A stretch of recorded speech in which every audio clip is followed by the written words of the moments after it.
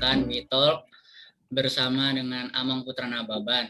Sebelum kita membuka acara ini, saya akan membacakan rundown dari awal hingga akhir. Setelah pembukaan, nanti akan ada doa pembukaan yang dipimpin oleh Amang Pendeta Timbul. Lalu akan ada kata sambutan dari Ketua Dewan Amang Sintualeo. Lalu ada 3 sesi dan terakhir closing statement. Untuk doa pembuka, Amang Pendeta Timbul dipersilakan.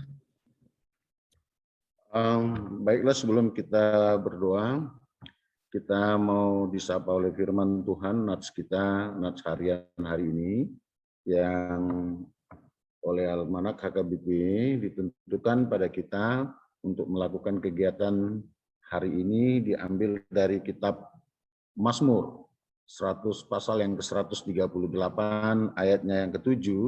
Saya baca buat kita sekalian, dengarkanlah firman Tuhan. Jika aku berada dalam kesesakan, engkau mempertahankan hidupku.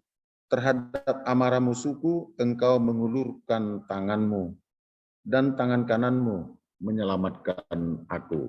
Itu adalah bagian dari nyanyian Daud yang merasakan begitu banyak pertolongan Tuhan sehingga dia boleh terluput dari segala rencana-rencana jahat orang-orang sekitarnya. Memang itu adalah satu kesaksian juga, dan itu boleh menjadi kesiapan bagi kita sekalian yang di sini. Ternyata kalau bersama dengan Tuhan, persoalan tetap ada, gelombang tetap ada, tetapi dia ada bersama dengan kita untuk meluputkan kita. Itu hebatnya. Jadi orang Kristen tidak pernah akan takut dengan masalah. Jadi kalian orang-orang muda, nanti kalian dihadapkan dengan kenyataan hidup sebetulnya nggak seindah seperti yang kita bayangkan sekarang. Kalau sekarang kan tinggal bilang sama papa mama, selesai persoalan. Tapi sebentar lagi kalian akan menghadapi kehidupan yang sebenarnya. Tapi oleh sebab itu, bersahabatlah dengan Tuhan, maka kita akan berselancar di tengah-tengah dunia ini dengan aman, nyaman, menghadapi persoalan, menghadapi pandemi dengan pertolongan Tuhan, pastinya selamat. Itu yang mau saya sampaikan, dan tentu kami sangat berterima kasih dengan kesediaan Amang Putra Nababan yang datang bersama dengan kita untuk memberikan sharing-sharing yang terbaik sehingga anak-anak kita ini boleh menjadi keduta Kristus, surat Kristus yang terbuka ke depan, yang kelak boleh menjadi saksi bagi kemuliaan Tuhan. Dan tentu atas nama keluarga besar HKBP Kebayoran Baru, kami menyampaikan terima kasih buat kesediaannya, dan tentu kami sangat senang, merasa terhormat dan tersanjung dengan kehadiran seorang Bapak Putra Nababan yang mulai dari anak-anak yang baru lahir hampir semua mengenal Bapak Putra Nababan. Ya, aku aja pun, wah hebat juga ini ada Putra Nababan bisa di sini. Sebetulnya ini menjadi sesuatu yang baik, kado yang baik buat anak-anak kita, buat kita sekalian. Sharing-sharing yang seperti ini juga buat Koinonia. Terima kasih juga buat gagasan-gagasannya yang tentu menjadi sesuatu yang sangat baik untuk persiapan anak-anak kita ini. Maka saya dalam nama Allah Bapa, Putra, dan Roh Kudus membuka pembicaraan ini, dan tentu saya juga harus menyampaikan bahwa Mang Putra, saya nggak cukup waktu untuk begitu banyak bersama dengan kita, karena pada jam yang sama ini juga saya akan mengikuti webinar juga dengan jemaat-jemaat kita yang ada di HKBP ini. Yang penting kalau sudah di sini ahlinya, pasti semua akan terselenggara dengan baik. Ada juga Inang Bawa Evelyn Nababan yang menjadi ibu daripada remaja-remaja ini dengan Inang Sophia, Inang Hertina. Ketiga orang inilah yang menjadi ibu dari anak-anak remaja di sini yang begitu memberikan perhatiannya kepada anak-anak kita bersama dengan Amang Sintualeo sebagai Koinonia. Saya dengan demikian menyampaikan terima kasih dan selamat melakukan talks, dan anak-anak kami manfaatkan ini dengan baik dan benar, karena ini sangat jarang dan sangat sulit event-event seperti ini. Karena sekelas Amang Putra Nababan ini sulit dilacak waktunya yang bebas. Nah, sekarang kalian memperoleh waktu yang cukup, wah, kalian betul-betul dimanjakan lah. Tapi jangan menjadi malas ya, Mang ya. Petik-petik semua, catat dengan baik, ukir dalam hatimu, dan itu boleh menjadi bekalmu kelak. Akhirnya, selamat melakukan WeTalk. Tuhan Yesus memberkati. Amin. Marilah kita berdoa. Allah Bapa, Putra, dan Roh Kudus, Bapa yang baik, yang kami sapa dan sembah dalam nama Yesus, Tuhan dan Juru Selamat kami. Kami bersyukur dan berterima kasih karena Engkau begitu mengasihi dan menguatkan kami. Tuhan, hari ini kami diliputi oleh kasih setiamu. Engkau sudah menghantar kami dari malam gelap hingga pada pagi hari ini.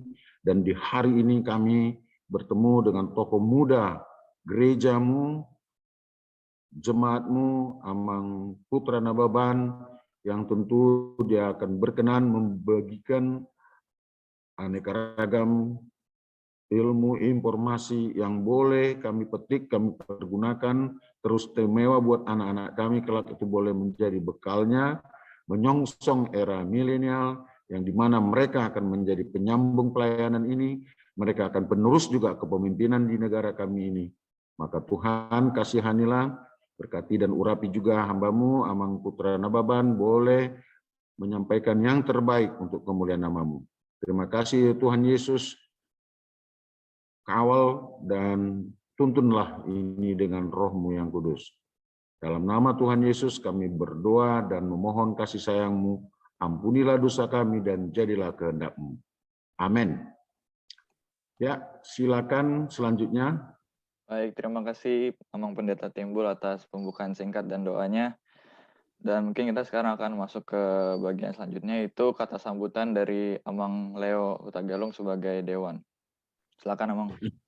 Baik, terima kasih Danta, Daulat, dan selamat datang kepada Amang Putra Nababan, Amang Pendeta Timbul. Terima kasih atas penyertaannya di pagi hari ini. Jadi ini acara sebetulnya berkaitan acara hari ulang tahun ke-70 HKBP Kebayoran Baru. HKBP yang sudah berusia, HKBP Kebayoran Baru yang sudah berusia 70 tahun tentu juga sekarang harus mampu untuk mengikuti perkembangan yang ada di tengah-tengah bangsa, negara, dan di dunia. Nah, salah satu bentuknya itu adalah remaja kita sekarang akan memastikan dirinya ke dalam bentuk kegiatan-kegiatan yang bersifat digital, virtual, atau yang juga bisa dikenal global, artinya dimanapun orang bisa ikut menyaksikan. Nah, kita kedatangan tamu. Ini seorang tokoh yang memang juga sudah dikenal, dan dia bisa berbagi ilmu kepada kalian anak-anakku. Oleh karena itu, 2 jam ke depan ini, mari kita nikmati acara ini dengan penuh sukacita, karena memang kita sedang berulang tahun. Terima kasih Amang Putra, terima kasih Amang Pendeta Timbul, dan kepada kita semua, the time is yours. Please. Terima kasih Amang Leo.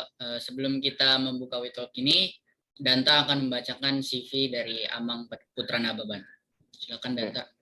Ya, mungkin saya akan membacakan sedikit singkat perjalanan karir dari Amang Putra ini. Jadi, Amang Putra ini bernama panjang James Parulian Putra Nababan. Amang ini lahir di Jakarta tanggal 28 Juli 1974. Dan Amang ini pindah ke Iowa, Amerika Serikat untuk menempuh pendidikan jurnalismenya di Midland Lutheran College. Lalu ia kembali ke Indonesia dan Amang ini sempat bekerja di berbagai badan-badan jurnalisme seperti Metro TV, RCTI, Trijaya FM, dan banyak lagi. Dan dalam perjalanan karirnya dia di jurnalisme ini, ia sempat meraih berbagai macam penghargaan. Salah satunya adalah 4 Panasonic Global Award di tahun 2009, 2010, 2011, dan 2012. Ini mungkin CV singkat yang bisa saya sampaikan. Mungkin kira-kira Amang ada yang salah kah atau apa? Mungkin. Cocok ya? Oke. Lanjut. Manis itu. Oke, nah sekarang kita akan bertanya-tanya nih dengan Amang Putra Nababan. Silakan Danta yang mimpin. Oke, jadi kita udah mulai ngobrol-ngobrol ya sama Amang Putra ini. Mungkin aku mau nanya dulu Amang, kira-kira tokoh atau idola apa sih yang kira-kira pas Amang pas lagi anak-anak itu Amang idolakan gitu kira-kira? Belum ada Power Rangers waktu itu. Belum ada kayaknya. Sorry Danta, nggak kedengeran. Tadi apa? Cuma nangkep idola aja, idola. Ya, jadi siapa sih Amang tokoh atau idola Amang pas masih kecil gitu? Saat masih kecil ada tokoh kah atau siapa yang diidolakan? Oh iya, waktu kecil berarti SD ya, SD SMP ya.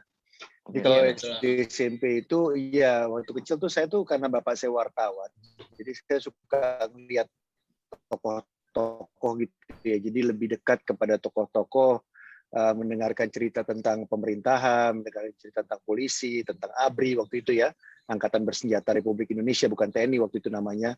Terus dengar-dengar cerita tentang menteri, jaksa, semua segala macam. Banyak sih tokoh-tokoh waktu itu.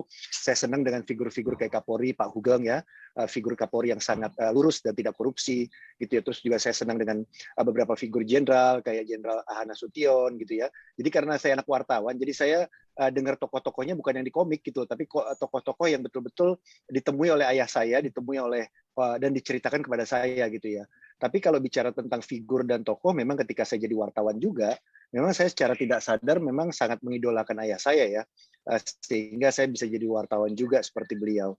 Jadi memang ketika pas teman-teman saya punya idola yang lebih komik,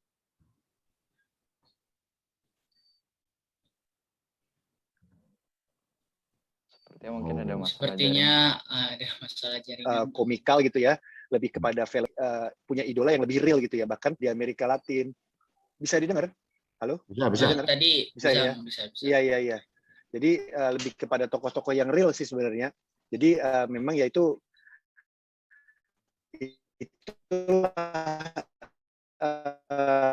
hasil dari sebagai anak wartawan yang kemudian jadi wartawan. Jadi tokoh-tokohnya tuh buku non fiction fiksi gitu ya. Saya selalu baca buku yang real life gitu ya, yang ditulis kayak autobiografi dan lain sebagainya. Saya hampir tidak pernah baca fiksi gitu ya. Jadi itu pun waktu kecil juga saya banyak berjibaku sama majalah, lihat koran dan lain sebagainya. Jadi itu akhirnya terbawa ketika saya sudah dewasa. Gitu dan Oke, Amang. Nah, kalau waktu SD SMP itu Amang Putra Nababan ini orangnya rajin atau yang suka nyontek atau yang suka bolos sama? Iya, kalau saya waktu SD, waktu SMP itu ya kira-kira tidak terlalu menjadi kebanggaan orang tua lah ya. Nggak mungkin ada orang tua pengen punya anak kayak saya gitu ya. Saya kelas SD itu saya sudah ngumpulin botol untuk anak-anak kelas 6 supaya mereka bisa tawuran gitu kan ya di SD PSKD gitu ya. Saya banyak berantem. Waktu SMP saya sudah mengambil mobil orang tua saya gitu ya. Ibu saya juga ditarakan nita, ibu saya juga sangat malu ke sekolah setiap kali terima raport karena raport saya merah sekali, dan bapak saya setiap kali selesai mengambil raport saya selalu istilahnya bukan memukul ya, tapi menempeleng gitu ya, tapi menempeleng bukan gaya sekarang. Kalau sekarang udah ada Komnas HAM ya, hak asasi manusia sama Komnas Anak ya, tapi zaman dulu tuh kayaknya nggak apa-apa aja sih ditabok bapak gitu ya karena nilainya jelek gitu kan ya. Jadi ya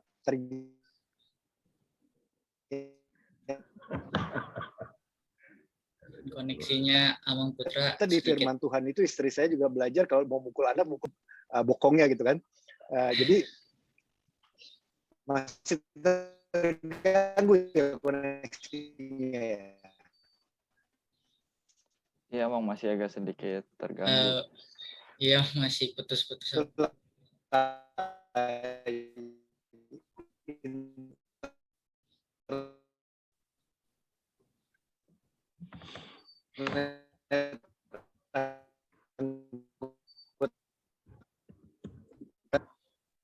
Udah oke? Oke, udah oke. Ya, jadi bukan jaminan jadi anggota DPR koneksinya bagus ya. Ya, jadi kalau ditanya tadi SD SMP memang saya agak kurang membanggakan gitu ya. Jadi mungkin itulah yang yang saya lakukan karena pergaulannya itu juga terlalu luas, terlalu bebas dan juga terlalu cepat melakukan kenakalan baik itu di sekolah maupun di pergaulan gitu loh. Banyak hal yang juga saya kalau lihat ke belakang tidak terlalu bangga terhadap pergaulan di SMP dan di SD, itulah yang membuat saya tanda petik itu diusir sama orang tua untuk tidak boleh lagi sekolah di Indonesia, di Jakarta, dan harus ke kota kecil di Amerika. Jadi itu cerita real gitu ya. Ibu saya khawatir saya mati di jalan gitu ya. Jadi dia jual tanah untuk bisa menyekolahkan saya ke Amerika. Jadi sekolah di Amerika, adik-adik semuanya itu bukan sesuatu yang menjadi cita-cita saya, karena saya lumayan anak gaul di sekolah gitu ya. Jadi saya sudah punya teman banyak, punya koneksi, punya pergaulan, punya geng, punya keinginan. Jadi saya tidak suka sekolah di luar kota, apalagi sekolah di Amerika. Sekolah di Amerika bukan sesuatu yang kita cita-citakan lah sebagai anak gaul ya. Itu suatu hukuman gitu. Kalau sekarang kan tuh cita-cita ya pengen sekolah di Amerika gitu ya. Iya. Bisa dengar ya ini ya? Bisa, Mang, bisa. Nah, gitu. Jadi kira-kira gitulah. Makanya oh iya, saya ini sebenarnya alumni HKBP Kebayoran Baru. Saya tuh dibaptis dan sekolah minggu di Kebayoran Baru sampai kelas berapa ya? 1 SMP ya. Kemudian ada Bapak waktu itu bersama dengan beberapa warga pengurus dan juga di Mampang ikut mendirikan HKBP Mampang, baru kami pindah. Saya dibaptis di sana, jadi Pak Jojorhonnya pun masih di sana waktu sampai kelas 6 gitu loh. Ya setiap Natal gitu. Jadi ini kayak welcome back. Waktu itu saya sekolah minggunya di Purnama. Purnama masih ada ya? Udah nggak ada ya sekarang ya? Udah nggak ada ya di Purnama. Nggak ada. Iya. Jadi saya ingat banget kok. Beberapa guru sekolah minggunya kalau masih ngeliat kalau ini saya masih ingat. Yayasan Purnama masih ada, Bang. Oh iya, kita minjem tempat waktu itu ya. Masih ada kok sampai sekarang. Iya, saya jalan kaki ke rumah opung saya kan Situa di sana, opung Situa Purba. Jadi saya jalan kaki ke rumah opung itu di Ciragil dari Purnama. Bener, STM deket langsung itu. jalan kaki. Kecil-kecil itu sama anaknya adiknya Kak Mercy ya kan, Kak Roni, Ibu Tagalung ya kan. Saya jalan kaki itu, Mak. Sama Michael. Masih ada kan Kak Mercy situ kan? Kak Mercy Masih iyalah, itu sama Kak Mercy ya kan, iya. Jadi saya kayak welcome home ini. Cuman CD-nya waktu itu setelah pulang dari Amerika, CD mendadak sebelum menikah di HKBP Sudirman. Enggak, saya nggak layak. Jangan yang muda-muda jangan niru saya nih, kok nggak cocok ditiru. Nggak tahu juga kenapa diundang. Oke. Ternyata cukup di luar ekspektasi ya. Kita kira tuh seorang... Jadi kecewa ya, penonton kecewa. Enggak juga kok. Cuman menarik sih. Seorang Putra Nababan tuh ternyata masa kecilnya itu nggak terlalu lurus-lurus banget gitu ya ternyata. Memang masa muda tuh memang ini ya. Darah muda tuh memang membara ya waktu dulu ya. Nggak, supaya nanti kalau udah nikah lurus-lurus gitu loh. Bandelnya sebelum menikah, jangan setelah menikah. Tadi kan Amang bilang, Amang kan suka berantem gitu di sekolah. Kalau sama saudara sendiri gitu, suka berantem nggak sih Amang kayak rebutan? Oh iya, kalau sama kakak saya suka berantem. Cuman aturan dari bapak saya itu tidak boleh memukul anak perempuan. Anak perempuan, kakak perempuan, adik perempuan tidak boleh dipukul. Jadi kakak saya itu juga karateka. Kebetulan saya juga karateka gitu ya. Jadi ketika pas kita lagi pukul-pukulan kayak gitu, nggak sengaja saya kena pukul dia. Dan dia langsung ngadu ke bapak saya langsung tempeleng saya gitu. Padahal kita sama-sama latihan karate gitu kan. Jadi nggak fair juga gitu loh. Dia boleh mukul saya nggak boleh mukul dia. Dan itu saya tanamkan ke anak saya sekarang, yang laki-laki, bahwa tidak boleh kasar dengan perempuan, tidak boleh lalu tangan, tidak boleh mukul. Ya kalau bentak-bentak dikit boleh lah ya. Karena kakaknya juga bentak balik gitu loh. Boru Nababan kan galak-galak juga gitu. Dibentak balik sama dia. Cuman nggak boleh mukul lah, nggak boleh lalu tangan. Kalau tentang makanan, Amang pernah rebutan nggak sama saudaranya? Kalau makanan enggak ya, hampir nggak pernah. Cuman makanan saya dari kecil tuh saya nggak tahu kenapa ya, makanan saya tuh nggak boleh disentuh orang gitu loh.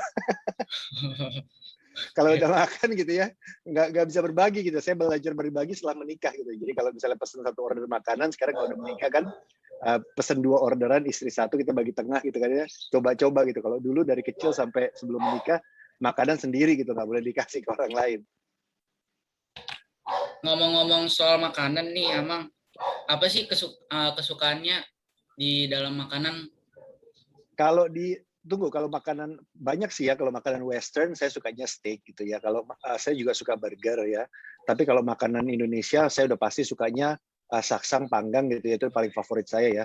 Saya kalau satu-satunya makanan yang saya makan pakai tangan itu adalah saksang dan panggang. Jadi kalau mau pakai, meskipun saya sedang lagi pakai jas, pakai dasi ataupun pakai celana pendek, kalau udah makan saksang panggang harus pakai tangan gitu. Itu penghormatan buat adat gitu ya. Jadi itu udah favorit saya lah. Itu udah luar biasa. Ya pakai daun singkong lagi, aduh udah selesai. Waduh, Eh, paling semua enak dunia, semua dunia buat kamu aja. Waduh. Ya, oke. Terus Ini Amang yang juga, muda-muda kok nggak kelihatan sih fotonya. nah, Jangan-jangan ayo masih dong. sambil tiduran Nah, ya? ayo Kita yang boleh udah dong tua-tua teman-teman gini, di on iya, cam Oke, kita dong. yang udah dong. tua-tua. Oke. Ya ini Yuk, bentuk kakak Masa Seren, kalah, wajahnya bentuk Seren. penghormatan loh buat guru-gurunya loh. masa kalah sih Iya. sama Amang Putra Nababan, ayo Nah, dong tuh on udah ada cam dong. bareng. Hari ini stepnya udah 5.000 loh Aku kita. enak. Waduh, Aduh. Iya. olahraga ya, olahraga. Iya dong. Ah, Nanti kalian kalau udah umur juga gitulah, nggak usah sekarang, tenang aja. Oke, Ayo dong teman-teman. ayo ayo. Nah, tuh kan kelihatan mukanya kan enak, Nah, ya kan? oke kita lanjut ya, Amang Jangan-jangan ya. jangan-jangan ditinggal pula kita kan? Nah, takutnya gitu Iya. tuh, Amang. Takutnya gitu, Amang. Iya kan, macam betul lah ditinggal kita. Nah, Iya. kita ceramah sama orang-orang tua lagi yang udah makan asam garam juga. Iya. Ya kan? Oke. Ayo. Kita Lanjut. lanjut ya, Lanjut Amang. dan. Tadi Amang kan sempat bilang kalau Amang tuh seorang karateka gitu kan. Jadi mungkin hobi Amang karate atau ada hobi lain ya, Amang? Kira-kira. Kalau saya sih kalau olahraga hobinya basket ya, terus juga pingpong ya. Jadi saya olahraga tuh yang gampang-gampang aja sebenarnya. Kalau karate itu sebenarnya harus sama gurunya gitu ya, harus rame-rame. Tapi kalau sekarang sih kalau olahraga sih saya lebih kepada main basket, terus suka main pingpong, terus juga yang gampang-gampang aja kayak sit up, push up, terus lagi seneng yoga sekarang gitu ya, lagi coba-coba yoga yang sesuai dengan ini aja, sesuai dengan pandemi aja, dengan lockdown lah. Ya kita menyesuaikan diri aja. Yang paling senang banget sih berenang ya. Berenang tuh bisa banyak gitu. Cuman ya karena kondisinya kayak gini Pandemi. ya, udahlah ya kita menyesuaikan diri aja. Kita harus berdamai dengan kondisi yang ada dan kita tetap olahraga. Gitu. Olahraga itu juga Amang tekunin dari SMP kah atau? Iya, kebetulan iya. Waktu SD, SMP juga senang olahraga, cuman nggak sampai jadi atlet gitu ya. Kalau itu kan abang saya Pak Hotasi Nababan tuh kan olahraganya serius ya. Dia tuh lebih serius dari saya gitu loh. Usia segitu masih bisa main bola tuh kan luar biasa. Kalau saya yang asik-asik aja deh, gitu kan ya. Yang asik-asik aja, yang gampang-gampang aja. Yang penting keringetan gitu kan, gerak. Ya, tapi dari dulu juga kalau SMP suka pulang baju basah karena main basket. Tapi saya lebih ke basket sih, bukan ke bola ya. Dari sejak SMP. Berarti Amang dulu waktu di sekolah tuh ekskulnya basket tuh? Atau ada ekskul lain? Waktu kuliah justru jadi masuk tim sepak bola karena Amerika kan SMA di Amerika kan hebat-hebat banget basketnya kan. Nah orang Amerika dulu kurang pinter main bola, jadi saya nggak bisa main bola kelihatan pinter gitu kan. Oh iya. Oke. Gitu. Jadi kita orang Indonesia ini harus ngakal-ngakalin di mana kita pinter gitu kan. Di Indonesia kita kambing, di luar negeri kita banteng gitu kan. Oh, iya betul, Ya kan? betul. Iya dong, harus jadi banteng di perantauan kan lagu anak Medan. Iya betul. Tadi juga kan Amang ada kakak atau apa itu, kakak-kakak itu juga sekolahnya sama-sama Amang atau beda sekolah? Beda, kalau kakak saya itu koki, dia pemasak ya. Jadi kakak saya itu coba dibayangkan ya, kalau sekarang kan SMK itu kan hebat ya. Namanya sekolah menengah kejuruan hebat. Kalau tahun 86-80-an, keluarga Batak punya anak sekolah di SMK, itu pasti keluarganya ada yang telepon. Kenapa anakmu ke SMK? Apakah kamu kurang duit? Apakah anakmu kurang pintar? Atau anakmu ada masalah? Menyekolahkan anak dulu di SMK itu adalah sesuatu yang bukan membanggakan. Dan bapak ibu saya sudah melakukan itu. Kakak saya SMK di sekolah kejuruan di di Pasar Baru, sekolah masak, kuliner. Dan akhirnya dia sekolah di Prancis, di Cordon Bleu Prancis Paris. Ya, dan dia lulusnya dengan hasil yang memuaskan dan dia jadi chef di Borobudur, di Hotel Meridian, di Hotel di Bali dan lain sebagainya. Gitu. Jadi memang dari awal kita sudah dijuruskan, nggak ada cita-cita menjadi sesuatu yang jelas-jelas aja lah pekerjaannya. Saya sekolah wartawan, jadi wartawan. Kakak saya sekolah masak, jadi koki. Adik saya sekolah hukum, jadi lawyer. Udah yang pasti-pasti aja lah, gitu ya. Itu dilakukan orang tua saya dari tahun 90-an gitu loh. Jadi kalau sekarang sudah mengarah kepada spesialisasi, ternyata orang tua kita sudah melakukan itu sudah sejak lama. Jadi anak ini punya spesialisasi. Saya sambil ngopi ya. Oh siapa Mang? Namanya Witok kan. Iya, Itu. betul. Nah Itu ngomong-ngomong kopi soal... udah disiapkan ya. Kopi udah siapkan di dapurnya masing-masing. Oh, udah Amang. Oh, Udah. udah. Nah, ngomong-ngomong soal sekolah nih Amang, kira-kira Amang tuh pelajaran favoritnya tuh apa sih? Dan sama yang nggak disukain waktu dulu? Yang nggak disukain aja. Oh, Saya paling nggak suka kalau matematika saya sukanya geometri. Saya nggak suka aritmatik, kalkulus sama aljabar. Aljabar oke lah. Kalau fisika saya nggak suka, biologi saya suka, ya kimia saya nggak dapat banyak tapi udah pasti nggak suka gitu ya. Yang paling suka ya olahraga gitu kan ya. olahraga. Ya. Iya, olahraga dan pariwisata. Dan pendidikan. Bahasa saya udah pasti kurang suka lah ya, tapi oke lah. Ya saya waktu datang ke Amerika juga nggak bisa bahasa Inggris gitu kan, malu-maluin banget gitu kan. Apalagi ya kalau itu sih, kalau misalnya yang pasti saya ilmu sosial ya, bukan ilmu eksak ya. Jadi lebih kepada urusan sosial dibandingkan urusan IPA. Oke, bahkan bahasa pun yang harusnya jurnalistik itu dikuasai malah nggak suka ya Amang ya?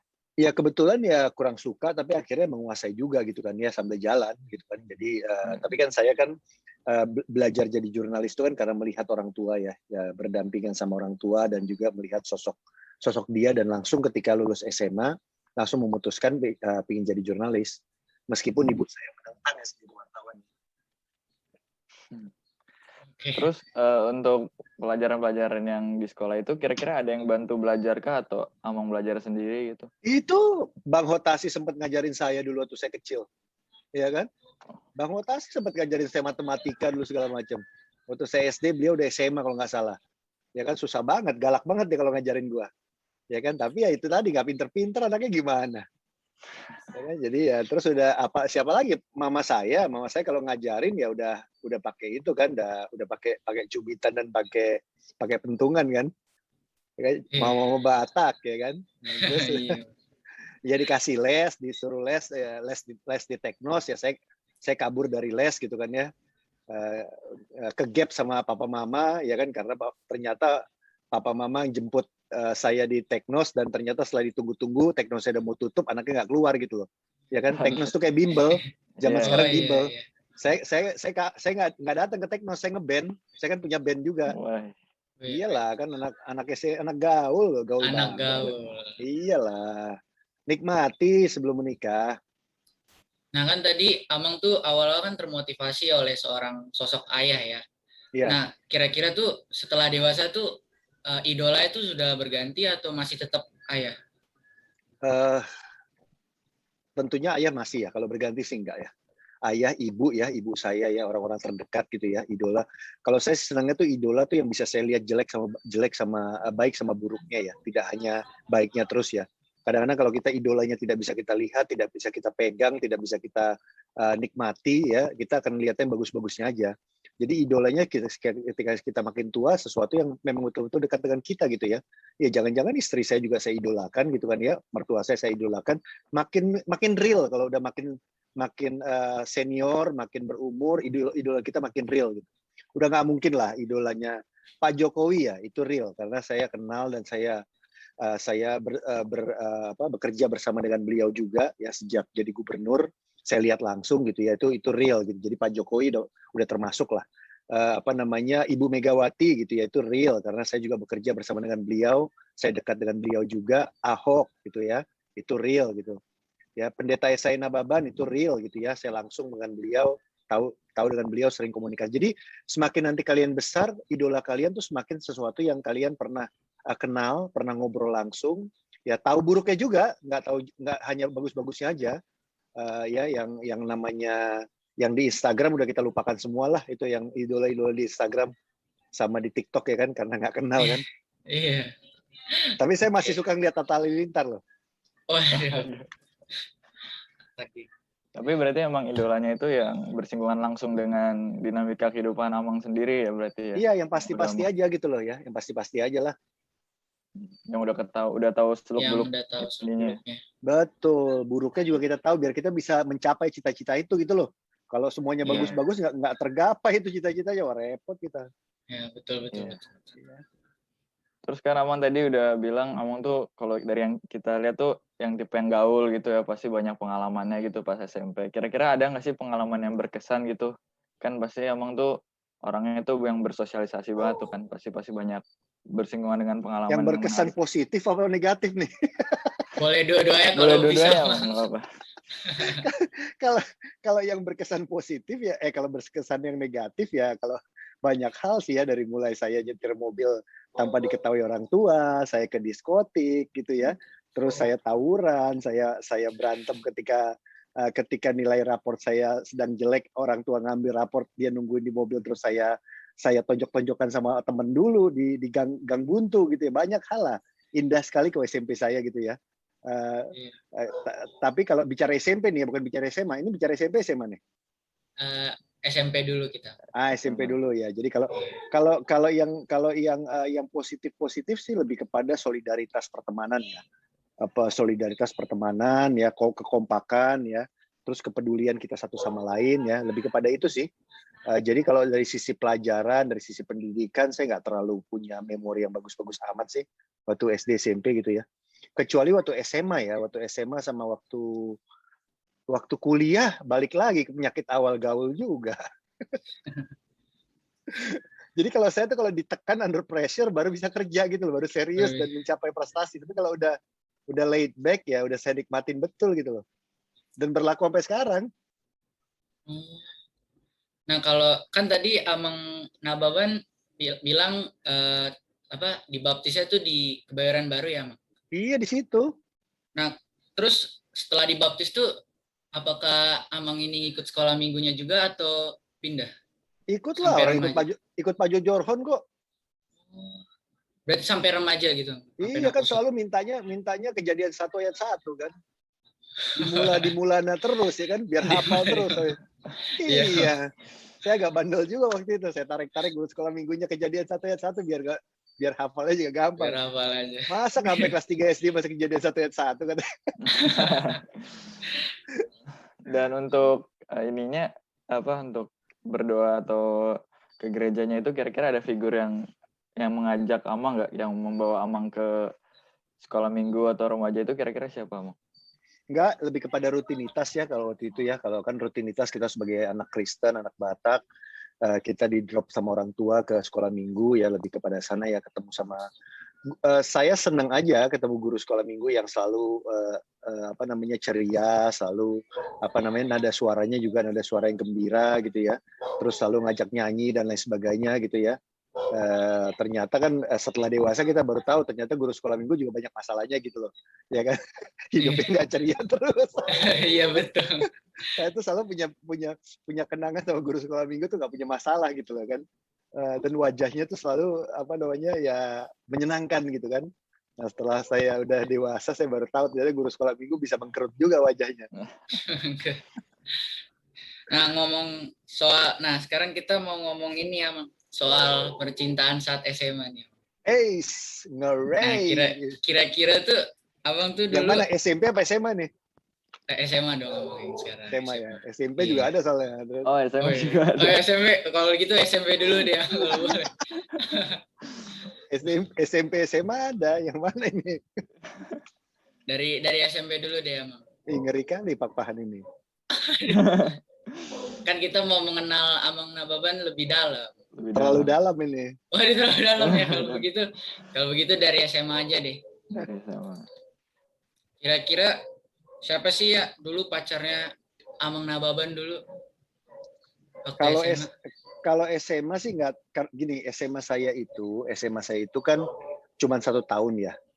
Iya. SMA saya cuma 1 tahun dan saya fokus untuk mengejar ketertinggalan.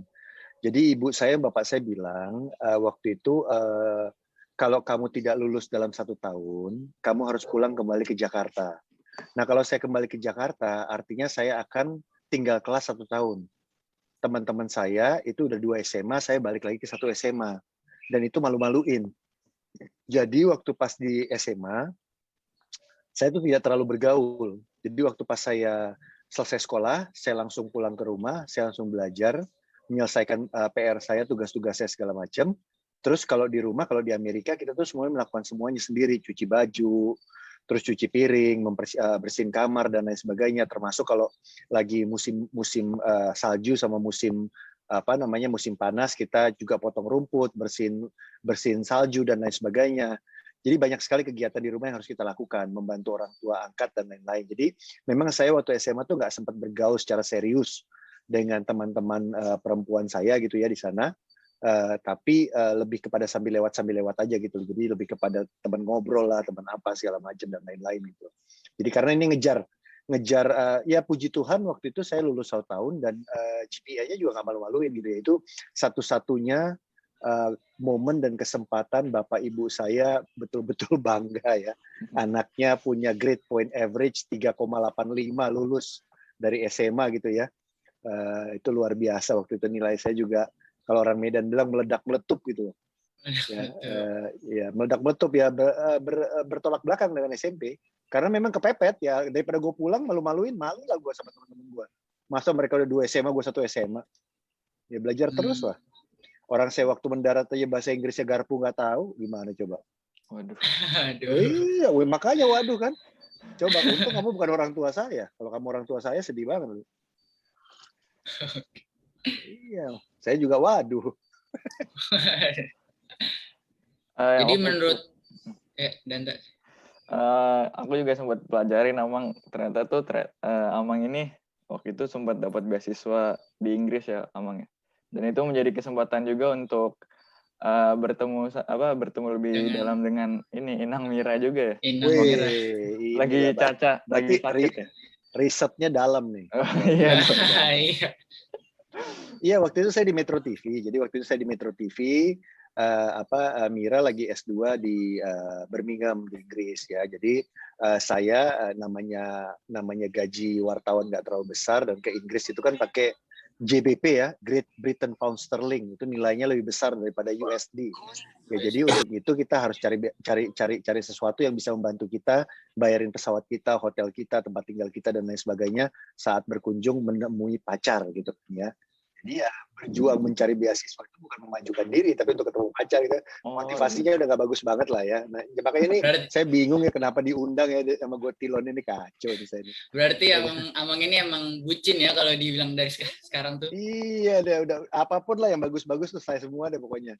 Ya kan, jadi saya berjuang untuk dapat chevening. Ya itu kan chevening itu kan salah satu beasiswa yang sangat mentereng ya. Salah satu beasiswa yang sangat penting gitu loh.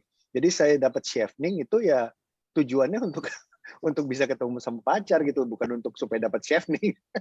Ya udahlah, dibayarin sama pemerintah Inggris, terbang ke sana, ya bisa bertemu dengan pacar. Iya, gitu ceritanya.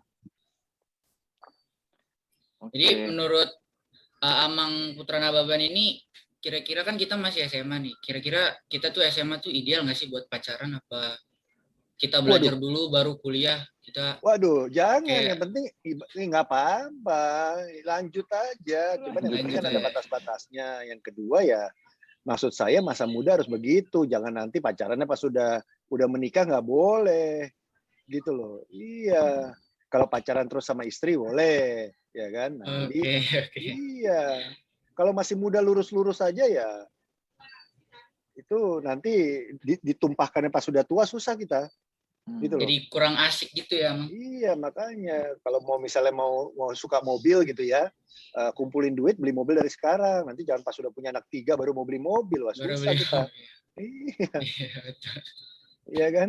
Jadi kalau mau yang aneh-aneh ya, misalnya beli sepeda tuh kan ada tuh yang mahal tuh 150 juta ya, beli sekarang. Jangan nanti pas sudah nikah beli sepeda, wah kacau. Uang sekolah anak nanti dari mana? Iya, betul. Iya dong. Berarti jiwa muda tuh jangan disia-siain lah ya. Jangan dong, jangan. Karena sekali seumur hidup aja. Iya, tapi juga jangan kebablasan. Jangan kebablasan. Ada remnya juga. Iya. Saya ini rem saya itu adalah ibu saya. Ya kan, ibu saya yang merem saya dan mengirim saya ke Amerika. Gitu loh. Kalau nggak ada ibu saya yang narik rem ya udah itu bablas. Ibu saya tuh bilang dia melakukan itu karena dia takut saya mati di jalan, tawuran. Oh. Jadi memang betul kata-katanya persis itu, daripada kau mati di jalan tawuran, lebih baik mama jual tanah dan kirim kau ke Amerika. Udah persis kata-katanya kayak gitu. Kita boleh nanya nggak nih, MC? Oh ya. Oh boleh. Boleh Kak, silakan. Boleh Kak, silakan Kak. Oke, buat Bang Putra nih, saya pembina remaja nih, Bang. Mau nanya nih, dengan Wah, bahaya perjalanan nih. karir yang udah jauh begini, pengalaman banyak, is there still something missing in your life? Aduh, You saya still berat. want to grab, Dalam, you still want to reach. udah Masih ada cita-cita yang lebih besar atau yang lebih jauh yang ingin dicapai? cita-cita ya. Aduh, kalau cita-cita kalau udah kayak gini, udah punya anak 3, udah beda lagi, Nang. Iya kan? Udah Atau cita-cita. sesuatu yang masih ingin dicapai, masih ingin diraih gitu loh. Udah enggak ya. Kalau misalnya kalau menurut saya ya, secara apa Mungkin yang sudah menjadi saya alami, penginjil ya atau udah yang saya menjadi amin. Waduh. Penginjil itu bukan sampingan nih, Nang. Kalau penginjil itu kalau bisa selagi masih sehat, ya selagi menjadi masih sintua mungkin selagi atau masih siang gitu kan. Saya selalu saya selalu menghormati dan sangat menghargai peran dari situa, penginjil dan juga hamba Tuhan ya. Dan saya kalau berbagi pengetahuan dan berbagi cerita dan berbagi knowledge dengan beliau-beliau, saya selalu hadir gitu ya. Saya pernah diundang ke Zaitun juga ya, untuk di Zaitun dekat Siborong-Borong, untuk bertemu dengan ratusan pendeta yang baru melayani selama 1-3 tahun dari Papua sampai Sumatera Utara, bercerita tentang banyak hal di sana. Dan saya juga pernah berkumpul dengan puluhan pendeta dari distrik yang ada di Bekasi, itu untuk ngobrol-ngobrol sama mereka juga. Dan saya termasuk juga ke STT ya, STT di Pematang Siantar. Jadi untuk hamba Tuhan, situa dan dengan penginjil tentunya peran saya adalah lebih kepada membantu dan bermitra dengan mereka untuk penajaman terhadap apa yang harus kita lakukan dalam menyampaikan firman Tuhan di tengah masyarakat.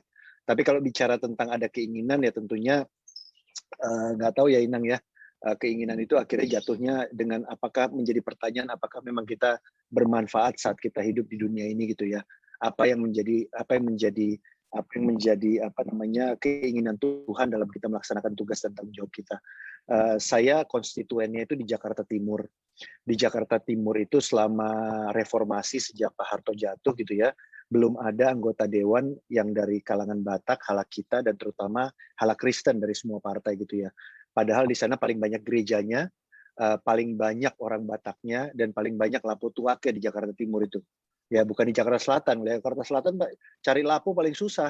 Kalau di timur tiap 200 meter, 300 meter ada lapu banyak kali di sana. Gitu kan ya. Jadi dalam konteks ini memang tidak mudah untuk kita ditempatkan di sana dan kita melayani dan kita bertemu dengan banyak pendeta di sana baik dari GKPS, HKI, GPIB, HKBP dan lain sebagainya gitu ya. GRII dan lain-lain gitu ya, untuk kita berpikir bagaimana masyarakat Batak, masyarakat Kristen yang ada di tanah Jakarta Timur itu bisa juga menjadi masyarakat yang memang menjadi contoh gitu ya, seperti di tengah pandemi COVID kayak gini kan, bagaimana kita masih pesta adat, kita masih seperti tidak ada apa-apa, kalau ada acara meninggal juga yang datang juga banyak banget, nggak pakai protokol gitu ya, terus kita masih lain-lain, tapi bagaimana kita juga di tengah pandemi ini bisa memberikan contoh gitu ya kepada seluruh masyarakat terutama tempat saya berada di Jakarta Timur. Jadi teladan ya. Jadi kalau kalau cita-cita itu akhirnya jadi yang jadi sesuatu yang lebih kaitannya dengan firman Tuhan ya Inang ya, lebih ke sana ya, karena menjadi anggota dewan itu harusnya udah mentok gitu ya. Anggota dewan itu harus mentok. Kenapa? Semua hal undang-undangnya kita yang bikin. Apapun profesinya gitu ya. Kayak ini kan kayak akang buru saya ini kan notaris ya, gitu ya. Ini undang-undangnya juga saya yang bikinin gitu loh, ya kan? Terus apalagi pendidikan anak-anak sekolah, undang-undangnya kita yang bikinin. Jadi kalau udah jadi pada posisi pembuat undang-undang, apalagi gitu loh.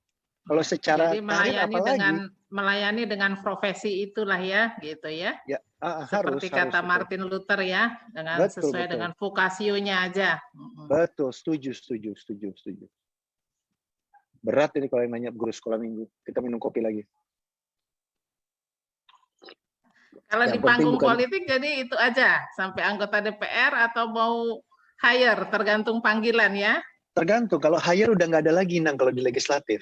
Iya. Kalau pindah Biasa ke di luar, eksekutif, baru ada menteri, ada presiden, ada segala macam. Kalau di legislatif udah selesai anggota Kalau di DPR. eksekutif tergantung telepon lah nanti ya. Kalau di telepon ya.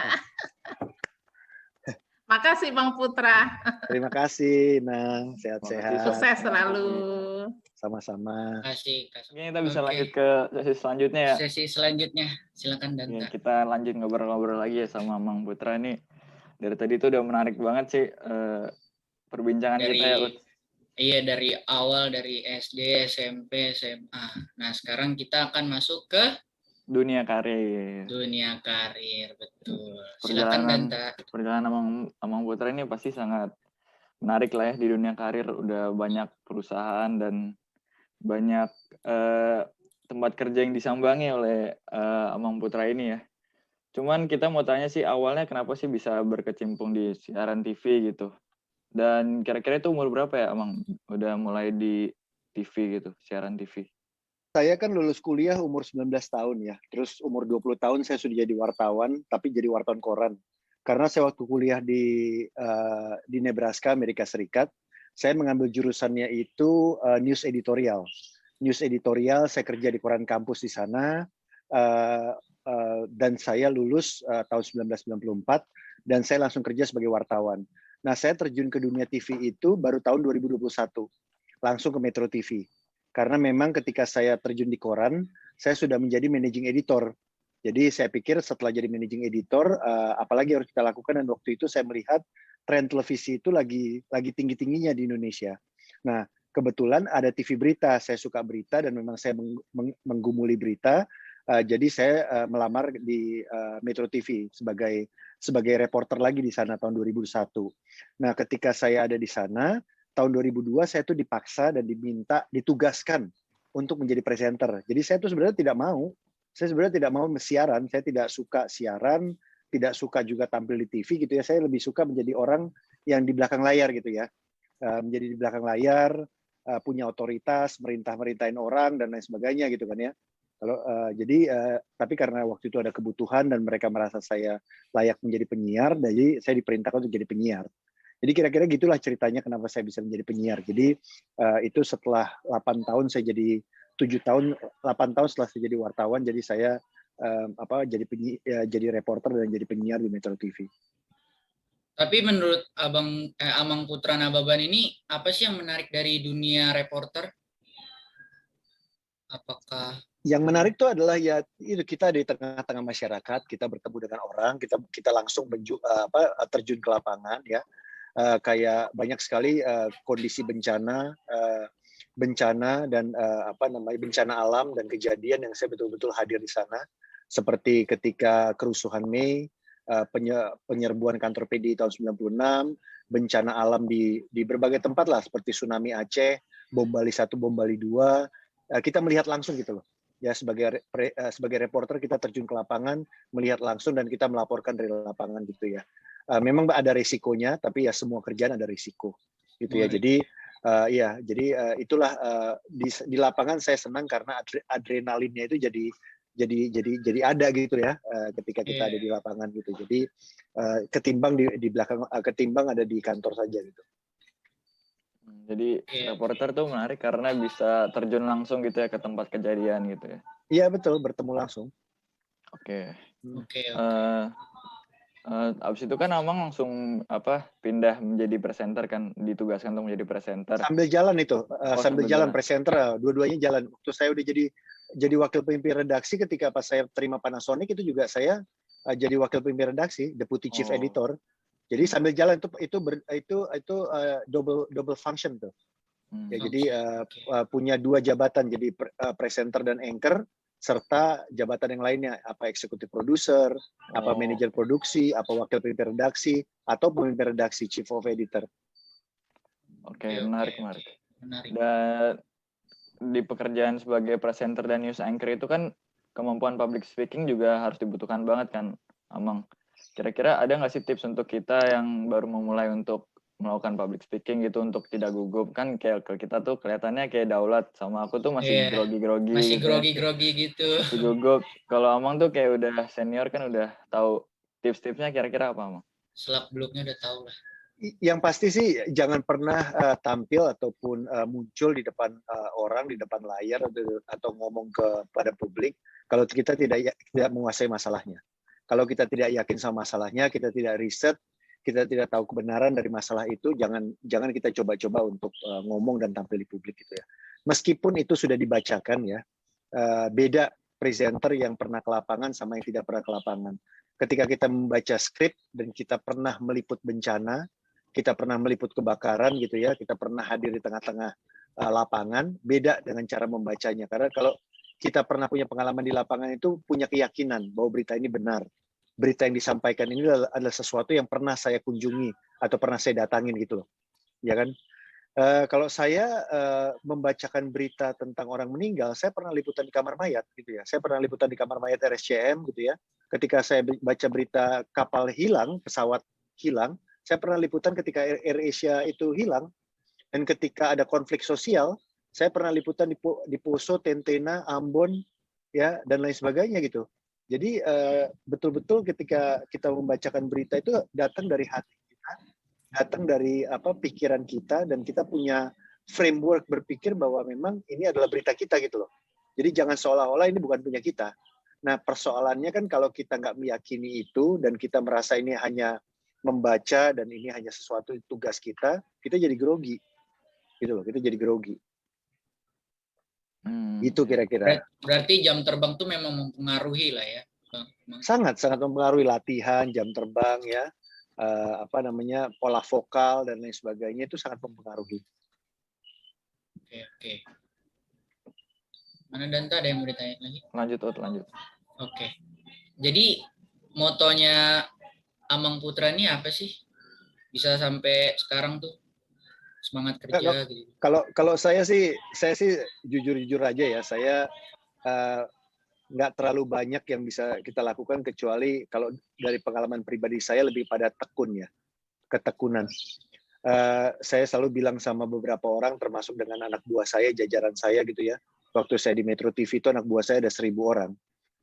Kalau ngomong kamu pintar atau kamu bodoh, itu saya tidak bisa. Yang berhak untuk ngomong kamu pintar atau bodoh itu mama kamu, bukan atasan kamu. Tapi yang bisa saya nilai adalah kamu malas atau kamu rajin.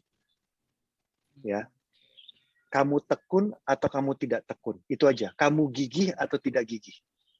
Karena apa yang saya lakukan sampai sekarang itu modalnya cuma ketekunan dan kegigihan saja. Itu aja. Ya. Tadi saya sudah ceritakan tentang nilai saya, tadi saya sudah sampaikan tentang prestasi saya, tadi sudah saya sampaikan akademik saya seperti apa, ya. Begitu saya kerja, itu saya balik semuanya dengan ketekunan. Saya balik 180 derajat. Ya, saya menjadi reporter terbaik, menjadi karyawan terbaik, menjadi manajer terbaik di RCTI selama 4 tahun berturut-turut, gitu ya. Terus ketika saya jadi Pemret, bagaimana keuntungan dan revenue dari Metro TV berlipat ganda dengan penghasilan iklannya dan lain sebagainya, menjadi presenter terbaik, pernah wawancara Obama dan beberapa kepala negara, seluruh presiden sudah saya wawancara kecuali Bung Karno, karena ketika saya lahir Bung Karno sudah meninggal gitu ya. Jadi itu kuncinya cuma ketekunan saja. Ya, ketekunan yang sekarang memang di generasi muda yang ada sekarang itu memang ada sesuatu yang langka. Padahal modalnya sampai sekarang adalah itu. Ya, kegigihan, ketekunan, ya. Karena di dalam ketekunan itu ya satu lagi, ada satu hal yang di Twitter saya, kalau ada adik-adik yang masih baca Twitter ya, saya tulis di situ Kolose 3 ayat 23. Kita bekerja seperti ada Tuhan di depan kita gitu ya. Ya jadi seperti saya berbicara sekarang ya, saya menganggap saya berbicara dengan sungguh-sungguh ya seperti ada Tuhan di depan kita gitu ya. Jangan kalau nggak ada bos kita malas-males, ya kalau nggak ada ini kita malas-males. Kadang-kadang banyak sekali orang-orang di Jakarta Timur mengatakan, Pak Putra, kok Pak Putra rajin banget ya jadi anggota dewan ya? Kok kami nggak pernah lihat anggota dewan seperti ini? Kok Pak Putra selalu mengakses di teleponnya? Saya pikir ya buat saya sih ini ordinary saja, biasa-biasa aja. Saya juga nggak ada kerjaan lain kok. Gitu. Tapi intinya kita melakukan itu ya karena kita yakin ada Tuhan bersama di depan kita. Jadi kita nggak bisa main-main. Gitu. Kita jangan main-main. Ya kira-kira begitulah. Oke, oke. Tuh teman-teman. Jadi kita harus tekun teman-teman ternyata. Jadi Jangan jangan malas-malasan juga. ya. Kalau pinter sama bodoh biar mama yang nilai lah. Ya kan, karena dia yang Oke. ngelahirin kita ya. Dia yang Iya. mengandung, dia yang ngelahirin kita, mereka yang berhak.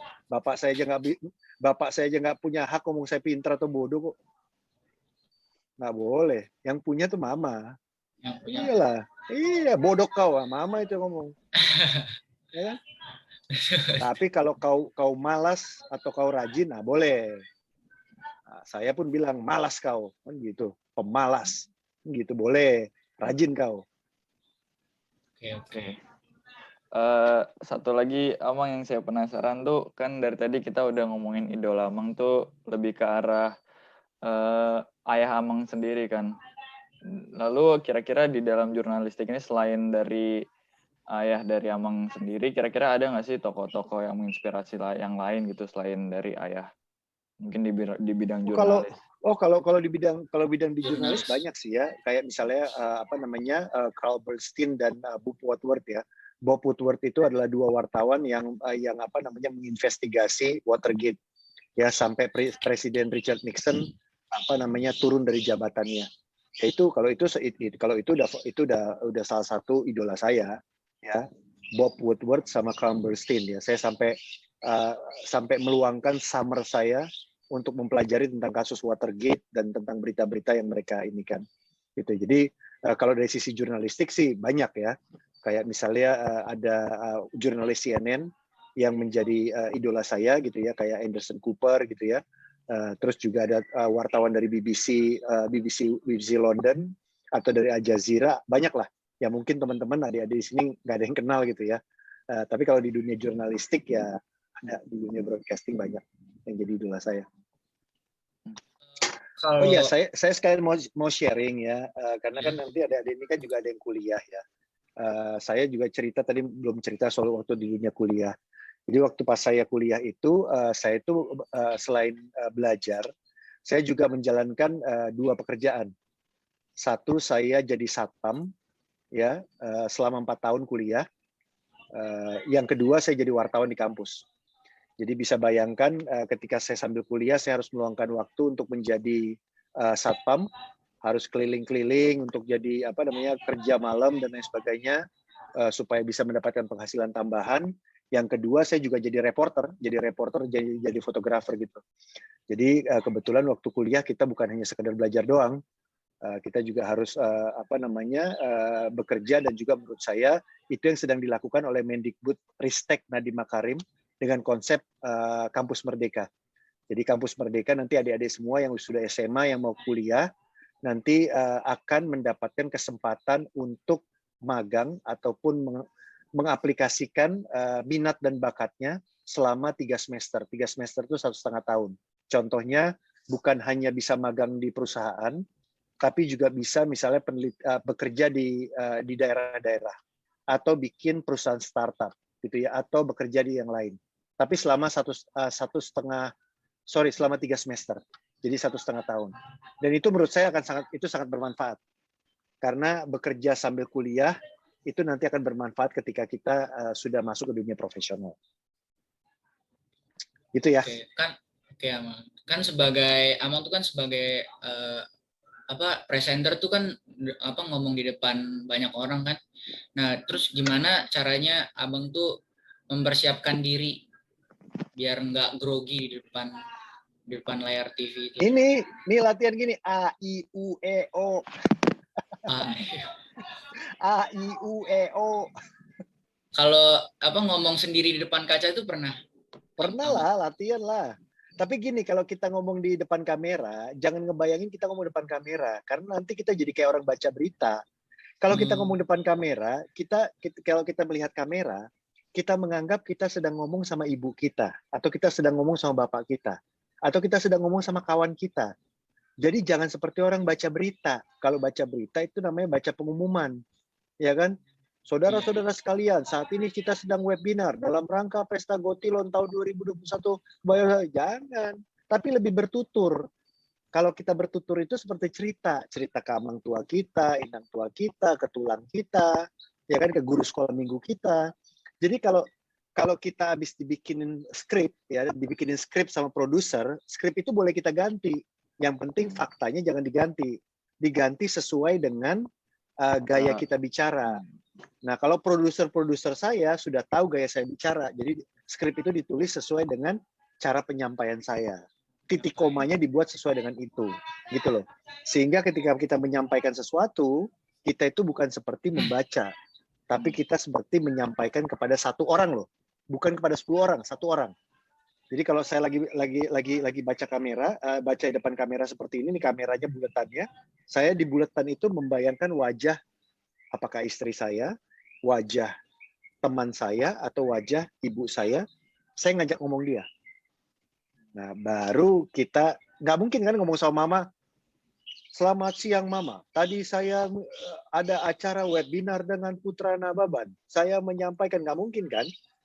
Tapi kalau ngomong sama mama kan, Mah, tadi ada acara tuh dengan ini segala macam. Pembicaranya Putra Nababan. Dia menyampaikan gini loh Mas, segala macam. Nah, membaca berita harus seperti itu. Gitu loh.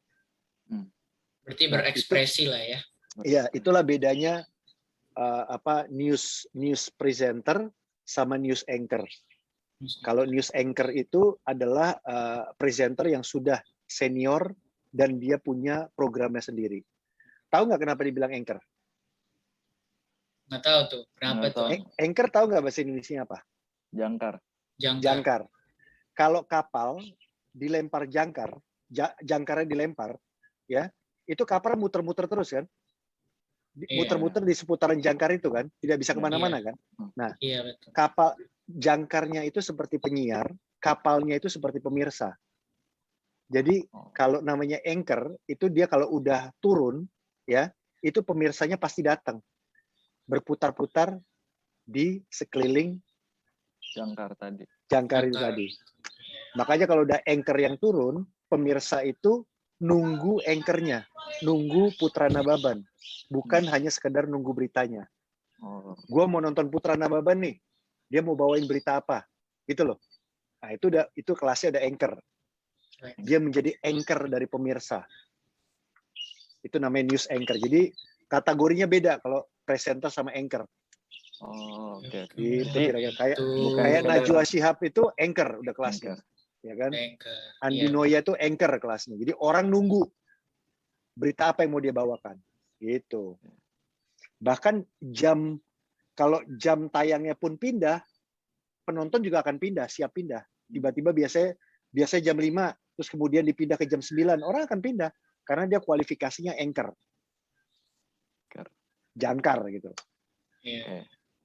Tadi kan kita sempat ngomong tentang produsernya Amang gitu-gitu. Terus kira-kira Amang di perjalanan karir Amang sebagai pemimpin redaksi dan news anchor tadi itu kira-kira sempat dimarahin nggak sih sama atasan Amang sendiri? Kebetulan saya itu setiap kali, kalau waktu saya jadi reporter dulu, jadi gini, lucunya setiap kali saya jadi presenter atau jadi anchor, saya punya jabatan yang tinggi juga, jadi nggak ada yang berani marahin saya, gitu loh.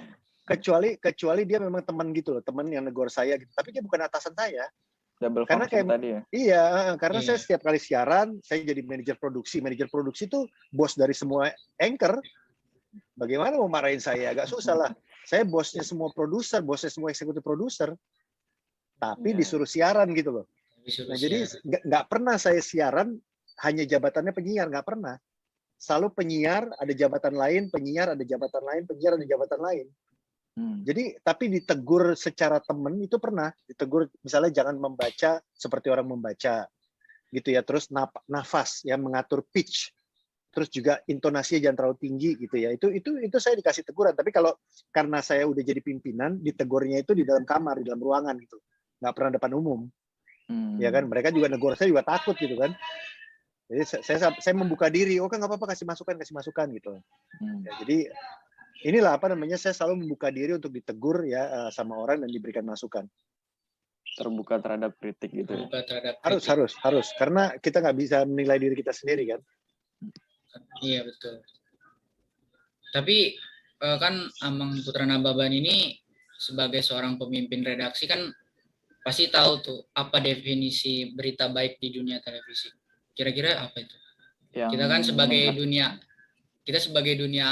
di apa pandangan awam kan kita nggak tahu berita baik itu apa, seperti mana. Ya, kalau yang namanya berita itu kan gini, kalau berita itu kan adalah informasi yang sudah terverifikasi. Jadi kalau cuman dapat berita bahwa tadi HKBP Kebayoran Baru melaksanakan webinar dengan Putra Nababan dalam rangka Pesta Gotilon tahun 2021. Itu informasi. Tapi kalau kita langsung ngomong ke panitianya dapat informasi itu dan betul data-data dan faktanya, itu baru berita. Gitu ya. Nah, berita baik seperti acara Pesta Gotilon kayak gini biasa tidak disukai oleh pemirsa. Pemirsa maunya berita yang aneh-aneh, ya kan? Berapa orang masuk Wisma Atlet, berapa orang yang dikuburkan di Pondok Rangon akibat COVID-19, gitu kan ya. Tapi berapa orang yang sudah divaksin, ya kita nggak peduli kadang-kadang. Nah, berita baik itu pernah saya bikin di Metro TV. Nama programnya Good News. Gitu loh. Saya pernah bikin Good News. Good News itu hal-hal yang baik yang dilakukan oleh masyarakat, oleh pemerintah, oleh komunitas, dan lain sebagainya. Saya bikin. Ya penontonnya nggak banyak. Ya kan? Tapi nggak apa-apa, saya bikin terus gitu loh. Nggak ada penontonnya juga nggak apa-apa. Yang penting ada berita baik gitu ya. Tapi kecenderungan kita, nih, dengar ya, generasi muda. Kalau kita tuh selalu ngomong pengen berita baik, tapi begitu ditayangkan nggak mau nonton. Maunya berita-berita yang sensasional.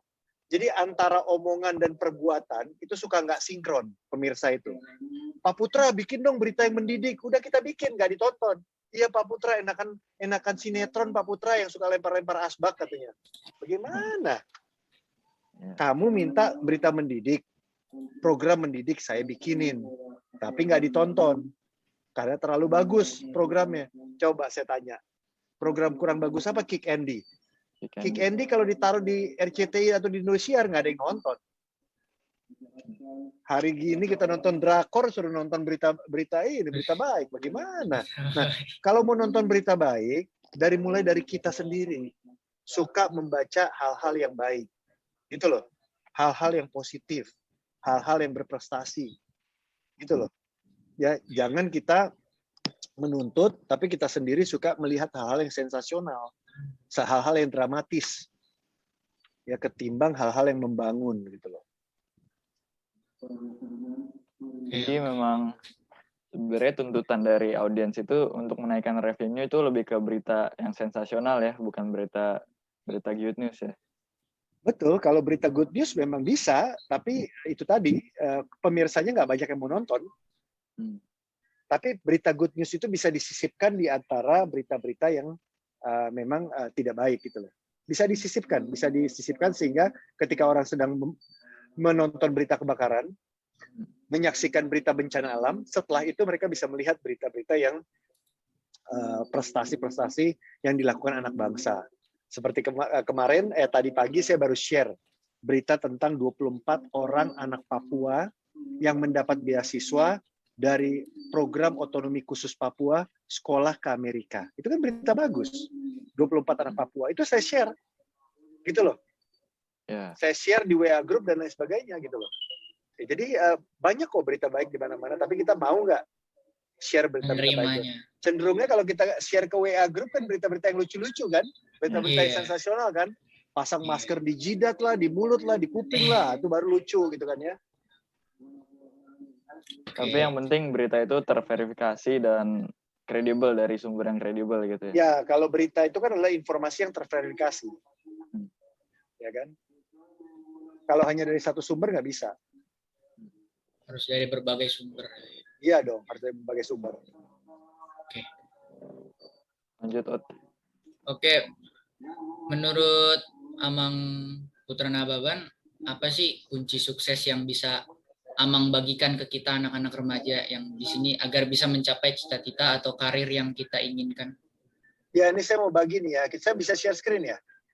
Oh, boleh. Bisa. Nih, ya, jadi buat generasi muda ya. Nih, jadi beberapa hal yang kalian beritahu ya. Ini saya share screen, saya ini pada lihat ya, bisa lihat ya? Bisa, Mang. Nah, ini buat adik-adik generasi muda itu, pertama kita harus tahu diri kita ini siapa, gitu ya. Kita harus mengerti kelemahan dan kekuatan kita. Ya, kita harus mengerti potensi kita itu apa. Ya, kalau saya tuh orangnya bukan orang mikro, saya tuh orang makro, gitu ya. Saya kalau melihat sesuatu tuh dari atas dulu, baru ke bawah. Bukan melihat dari sesuatu yang detail dulu, baru ambil kebijakan. Enggak. Ya, saya bertahun-tahun, berpuluh-puluh tahun punya anak buah begitu banyak sampai sekarang itu selalu melihat satu gambar besarnya dulu. Ya, ketika itu melihat besarnya dulu, baru saya turunkan ke bawah. Gitu. Jadi saya punya kelebihan dan saya tahu kelemahan saya. Ya, jadi ada self awareness. Ya, kita harus bisa mengukur diri kita sendiri. Sehingga apa? Seperti yang selalu disampaikan itu, ketika kita sebagai generasi muda kita melatih untuk bisa kita play to our strength, kekuatan kita. Ya, jangan kita selalu berkutat pada kelemahan kita. Contohnya apa? Ketika saya di Metro TV sama di RCTI, begitu banyak orang melamar pengen jadi presenter. Padahal mereka tidak punya potensi dan tidak punya kemampuan untuk jadi penyiar. Mereka memaksakan diri. Pindah-pindah pekerjaan sampai 5 tahun ke TV ini, TV itu, tidak jadi penyiar. Mereka itu adalah orang-orang yang jago di belakang layar atau menjadi reporter. Tapi mereka nggak tahu diri mereka. Mereka tidak tahu potensi mereka. Mereka tidak tahu kelemahan dan kekurangan mereka. Tidak bisa memetakan itu. Sehingga 5 tahun habis, ngelamar di 5 TV, dan tidak jadi penyiar juga. Gitu loh. Padahal di dunia broadcasting, tidak jadi penyiar juga tidak apa-apa. Banyak sekali pekerjaan yang lain. Dan gajinya gede-gede juga gitu loh. Ya, tidak harus jadi penyiar punya gaji gede, tapi kalau mau jadi terkenal ya memang harus jadi penyiar. Gitu ya. Jadi knowing yourself, tahu mengenal diri kamu, ya, mengerti potensi kamu, gitu ya, mengembangkan diri kamu dan rencanakan masa depan itu.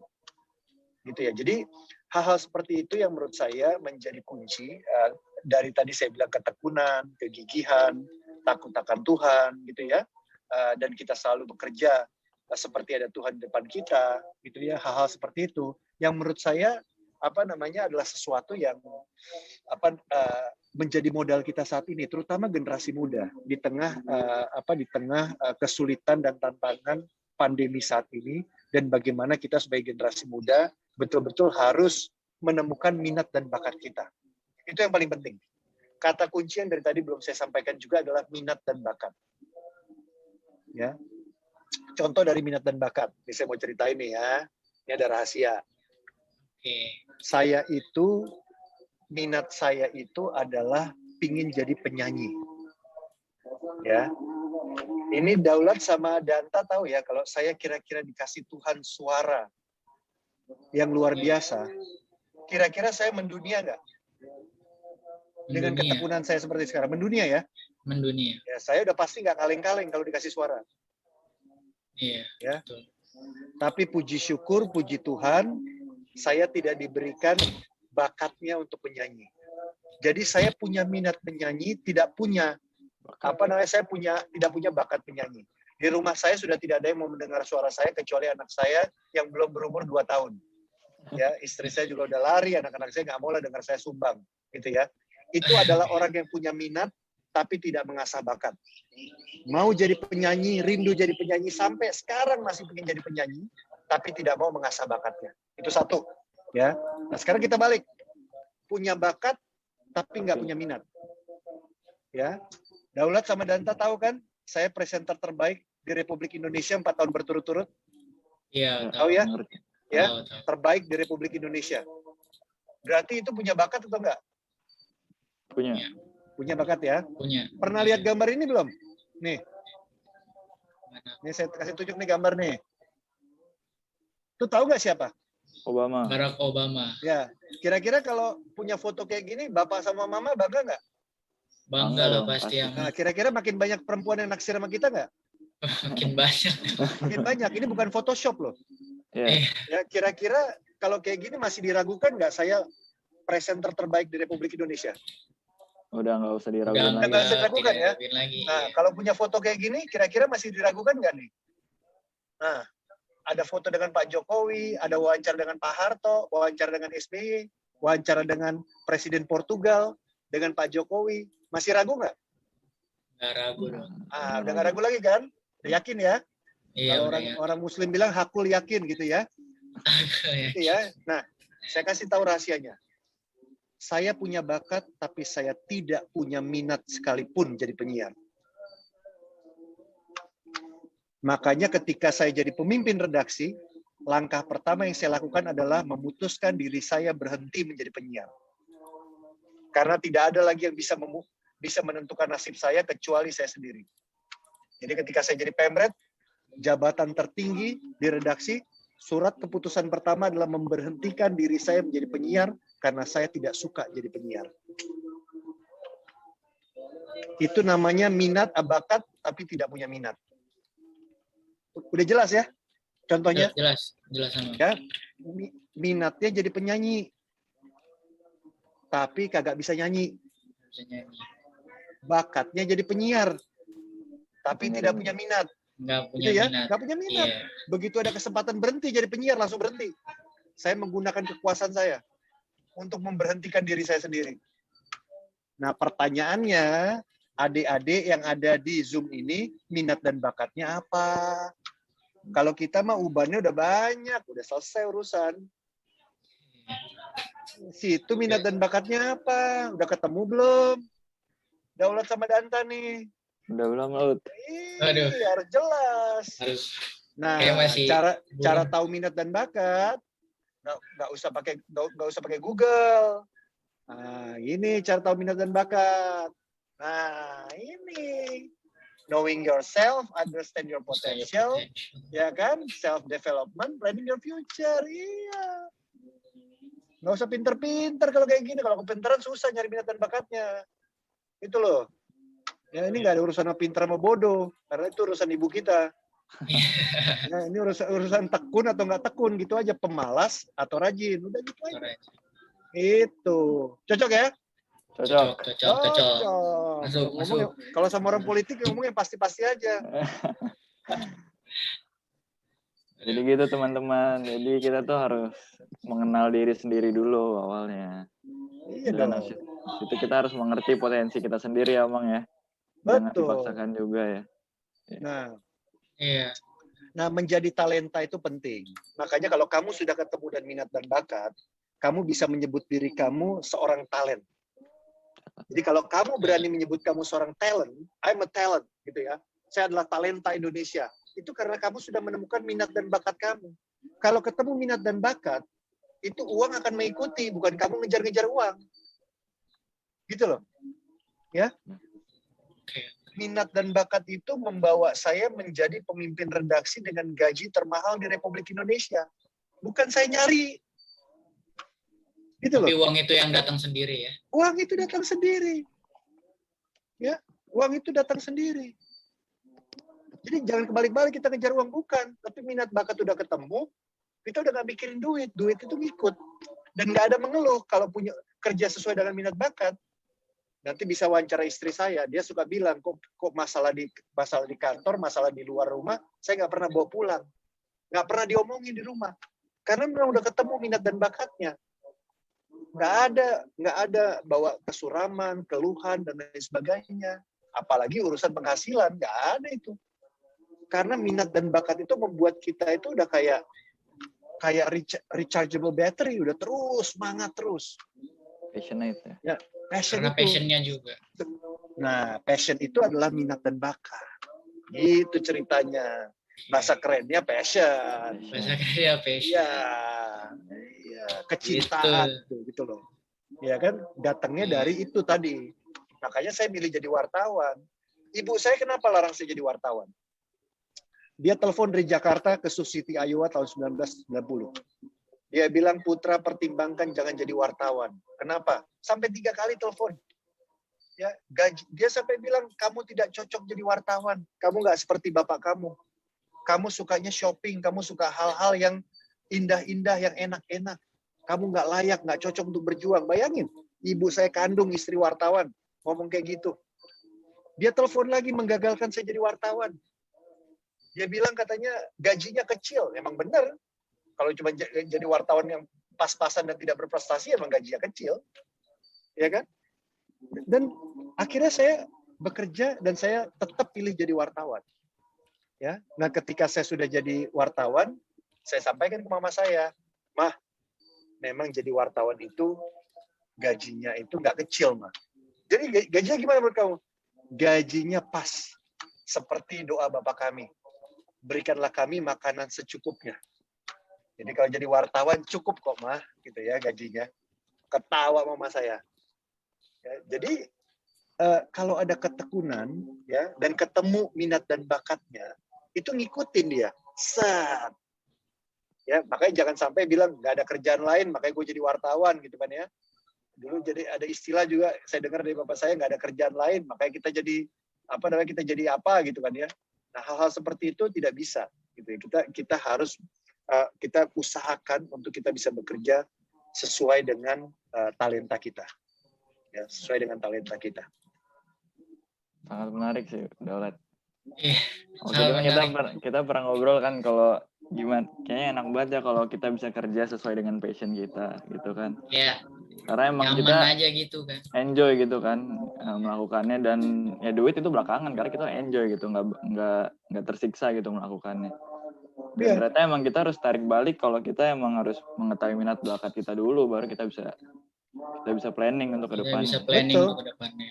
Itu jadi saya malah ngutip apa mantan pelatih bolanya Manchester United, Sir Alex Ferguson, ya, dia menyampaikan play to your strength. Play to your strength. Bermainlah dengan kekuatanmu. Ya, semua orang sekarang di dunia ini mainnya play to your strength. Gak ada orang mengembangkan kelemahannya mereka.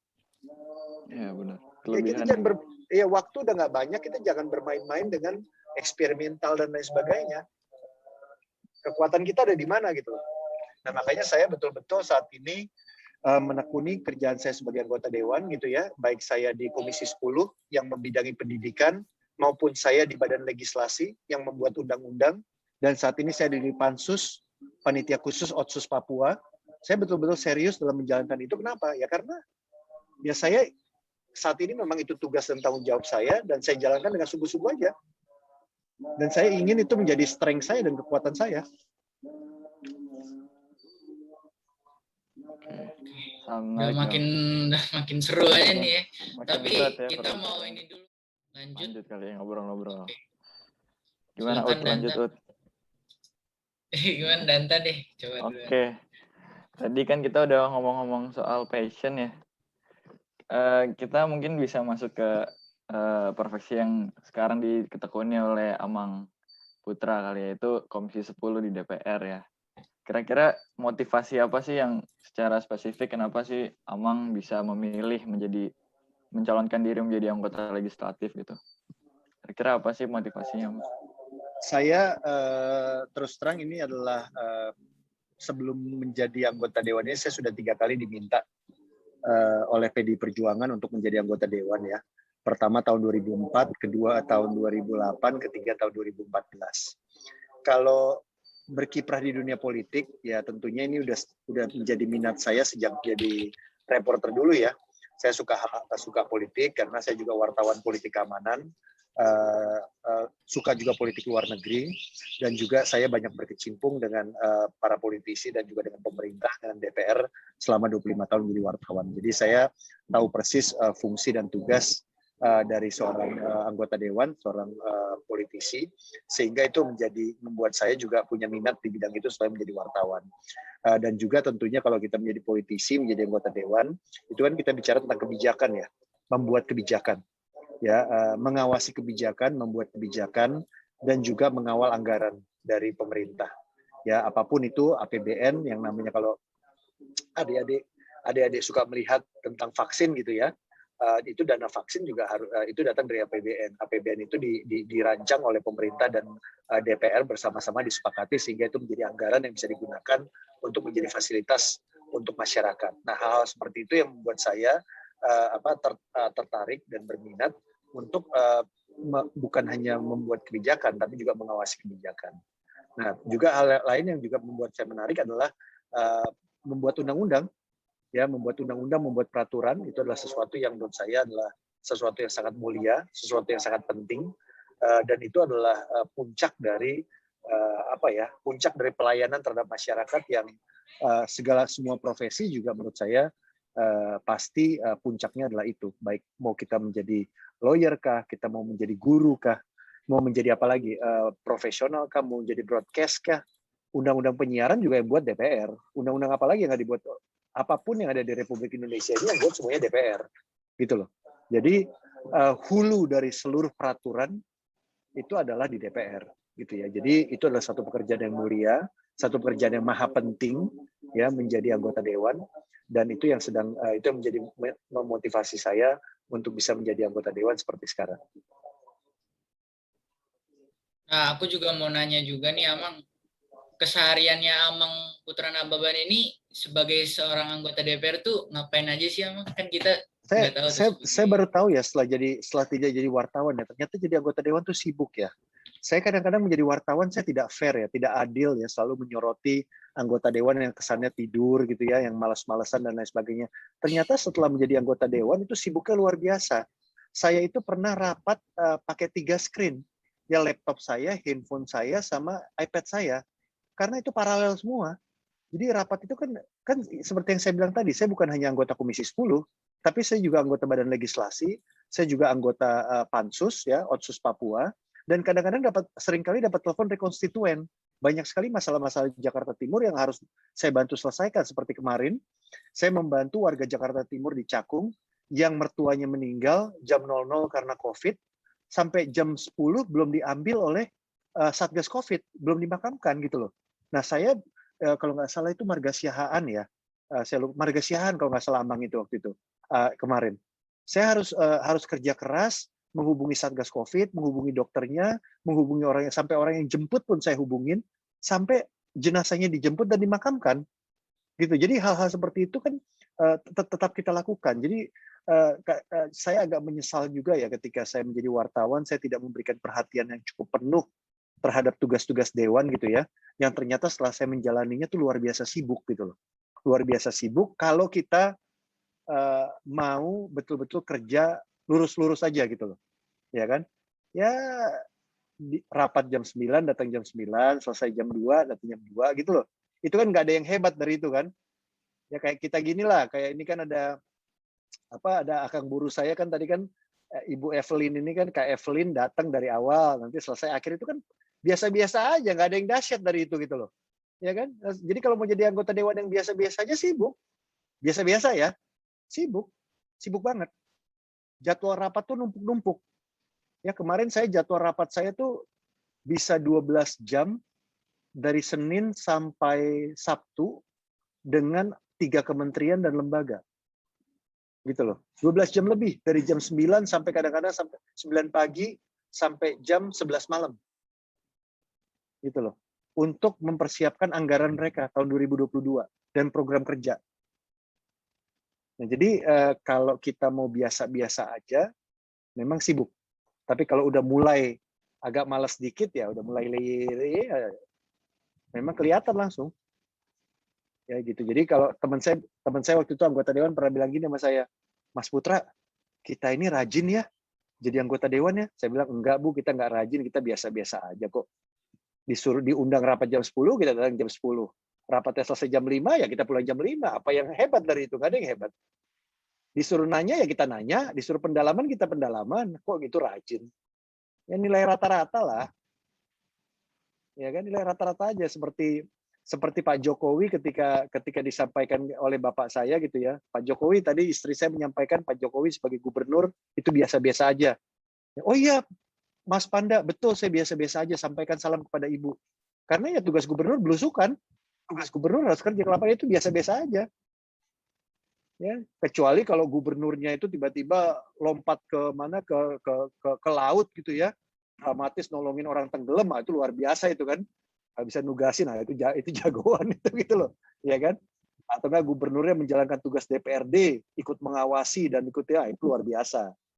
Tapi kalau masih dalam tugasnya ya itu menurut saya ordinary lah.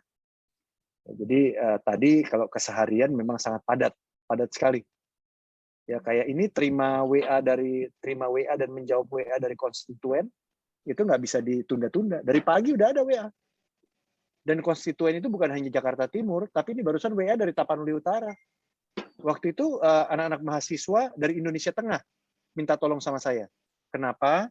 Karena mereka minta beasiswa UKT, uang kuliah tunggal. Kenapa? Karena orang tuanya terdampak pandemi COVID-19. Dampak apa? Dampak ekonomi. Sehingga mereka tidak bisa membayar uang kuliah tunggal. Mereka minta dibantu beasiswa. Itu Indonesia Tengah loh.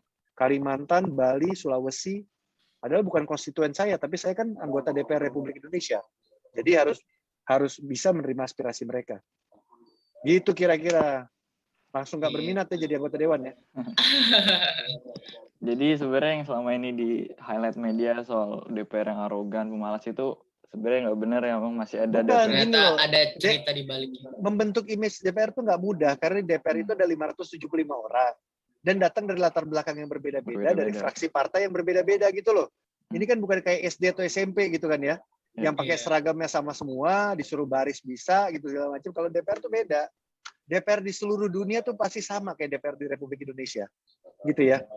Memang kayak kalau di Amerika lebih gampang, cuma ada Demokrat sama Republik gitu loh, ngaturnya lebih mudah. Kalau di Senayan kan fraksinya ada 9. Ya, partainya gitu ya. Kalau di pemerintahan lebih gampang ngaturnya. Iya, karena semuanya kan PNS kan. Ya kan ASN, ya kan aparatur sipil negara.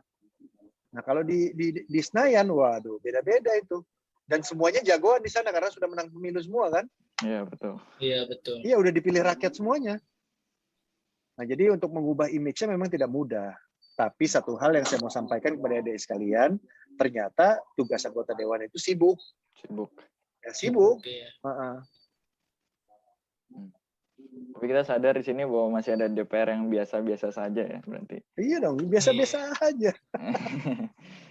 Iya kan? Ya.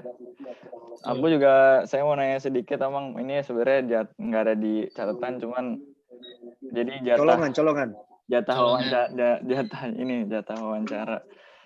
Kira-kira apa sih rasanya Amang bertektok gitu, bekerja bersama badan-badan eksekutif yang kayak orang-orang kayak Sandiaga Uno, Nadiem Makarim yang dari kementerian gitu tuh, rasanya gimana sih Amang? Bisa mungkin karena saya lama jadi wartawan biasa-biasa aja ya, karena saya kan biasa wawancara menteri, wawancara presiden, biasa ketemu sama Panglima TNI, ketemu sama Kapolri gitu ya, terus ketemu sama tukang beca juga biasa aja gitu kan. Kalau jadi wartawan kan siapa aja bisa kita temuin ya, jadi biasa-biasa aja sih kalau menurut saya. Justru kelanjutan saya jadi wartawan ya kan, siapa aja bisa kita temuin, mirip-mirip lah kalau dalam bidang itu gitu ya. Tiba-tiba saya ketemu sama perenang atau atlet sepak bola gitu ya, pemain sepak bola biasa aja. Karena waktu jadi wartawan juga saya suka ketemu mereka, ketemu sama artis gitu ya, biasa aja. Budayawan, terus tiba-tiba dekat sama pendeta. Waktu saya wartawan juga saya berapa kali wawancara pendeta, gitu kan. Jadi kalau yang itunya nggak beda, tapi yang berbeda itu adalah kewenangan dan kekuasaannya untuk membuat undang-undang, untuk merevisi undang-undang, mengawasi pemerintah dan pemerintah betul-betul mendengarkan kita, itu berbeda, gitu loh, itu berbeda. Meskipun sebagai wartawan tugas kita adalah mengawasi pemerintah juga ya, mengawasi jalannya penyelenggaraan pemerintahan gitu, termasuk mengawasi DPR waktu jadi wartawan, gitu. Berarti keuntungan tersendiri untuk background reporter dan presenter ya, itu. Betul, keuntungan sendiri background jurnalis karena kita ketemu pejabat juga biasa-biasa aja gitu loh. Karena udah biasa dulu sejak jadi reporter juga. Umur 20-21 tahun udah ketemu, iya. Ini juga ada beberapa pertanyaan sih Amang dari teman-teman kita, kayak mereka bertanya, berarti dengan kegiatan Amang yang begitu banyak, bagaimana mengatur jadwal antara pekerjaan, keluarga, adat, dan me time-nya? Oh, gitu. Kalau me time ya udah selesai lah. Kalau me time-an ya me time diselip-selipin aja. Sambil kalau di pandemi kan me time-nya kan paling jemuran ya kan. Terus habis itu kan lari-lari sedikit ya kan, main-main pingpong, main basket. Kalau baca buku jarang lah, ya nonton Netflix gitu kan. Itu kan udah Netflix, ya kan udah me time lah. Kalau bagi waktu ya pasti bisa-bisa aja lah ya di tengah itu, karena jadwal DPR sibuk itu biasa padat pada jam-jam tertentu. Biasanya setelah jam 7 malam itu udah berkurang lah, sehingga bisa meluangkan waktu dengan keluarga ya. Karena kita banyak WFH, ini kan pandemi kan sudah luar biasa ya selama seminggu 2 minggu terakhir ini. Dan adik-adik semua juga saya himbau juga kalau nggak perlu keluar rumah jangan keluar rumah. Dan sekarang kita udah harus pakai 2 masker ya, 1 masker medis, 1 masker kain gitu ya. Kalau dengan keluarga ya tentunya kita sempetin aja dengan anak-anak ya, dari pagi, siang, sore sempetin pas makan. Kan yang luar biasa dari pandemi ini sekarang kita bisa makan sama keluarga 3 kali sehari kan. gitu loh ya kan. Jadi bisa bersama-sama. Kalau dulu waktu pandemi ya ketemu keluarga cuman makan malam aja kita di luar gitu kan ya. Sarapan pagi anak udah sekolah gitu kan. Jadi sekarang thank God kita bisa banyak meluangkan waktu dengan keluarga. Oke, Kak Hertina nih nanya lagi nih Amang. Katanya sebagai manusia dengan penuhnya jadwal, apakah pernah merasa lelah dan jenuh? Bagaimana cara Amang mengatasinya? Oh pernah. Kalau jenuh pernah. Kalau jadi anggota DPR karena belum lama ya, baru dilantik tahun 2019, 1 Oktober, jadi belum jenuh gitu ya.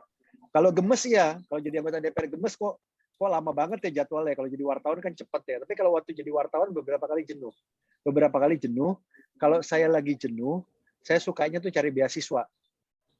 Jadi kalau waktu itu jenuh cari beasiswa di mana di MIT ya, Massachusetts Institute of Technology, tempat Bang Otasi waktu itu lulus ya, dapat program MIT, sekolah di sana beberapa bulan gitu ya. Terus waktu itu jenuh lagi nge-apply beasiswa ke Kennedy School of Government di Harvard, dibayarin juga sana. Terus jenuh lagi waktu itu dapat beasiswa juga Elizabeth O'Neill Journalism Award dari Australia gitu. Jadi kalau saya jenuh tuh nyari-nyari beasiswa supaya bisa keluar negeri, liputan di luar negeri dibayarin, muter-muter. Nah saya ini nggak cocok S2 karena saya kan nggak suka sekolah ya, jadi saya nggak mau S2. Takutnya kalau S2 nanti gaji saya berkurang gitu loh. Jadi makanya saya nggak pernah mau S2. Jadi saya cari beasiswa. Jadi bagian dari mengembangkan diri saya itu di bidang pendidikan, saya itu nyari beasiswa dari sekolah-sekolah ternama, terus memperdagangkan pengalaman kerja saya, karena kan saya nggak punya apa-apa lagi yang diperdagangkan kecuali pengalaman kerja ya. Jadi supaya mereka tertarik dan saya dapat beasiswa. Oh kalau enggak liputan ke luar negeri, saya mengajukan buat rencana liputan supaya bisa liputan ke luar negeri, sehingga saya bisa bisa sekalian jalan-jalan sekalian liputan.